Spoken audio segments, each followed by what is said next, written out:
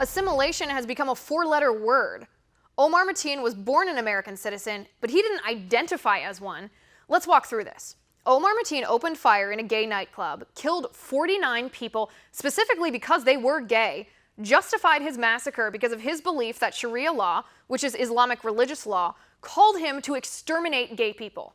While Mateen was in the nightclub, on the phone with the police, he pledged allegiance to ISIS. Plus, a survivor of the attack reported that Mateen said he was doing what he was doing because of what America did to his country. Remember, Mateen's parents were from Afghanistan, not America. So let's look at the 3 points we have here.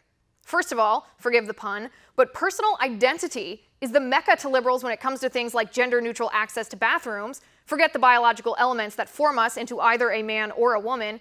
It's all about how we feel to liberals. How we identify defines who we are. Well, Omar Mateen identified as a Muslim, as a follower of Mohammed, not as an American. Secondly, he identified as Afghan. When he said, "my country," he wasn't talking about America. He was talking about Afghanistan. Which brings me to my third point. Yes, Omar Mateen was technically an American citizen by law, but that is not how he identified. So there's something disingenuous at play here when liberals tell us that this was just a hate crime, when they tell us he was an American and that his attack had nothing to do with his Muslim beliefs. You can't have it both ways. That should be common sense.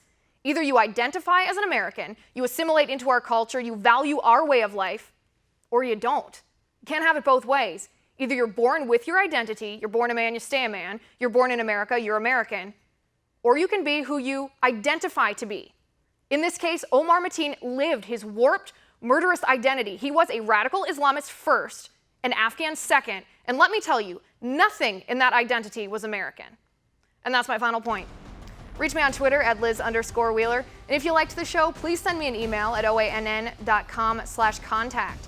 And be sure to catch Tipping Point again tomorrow at 10 p.m. Eastern. And have a good night.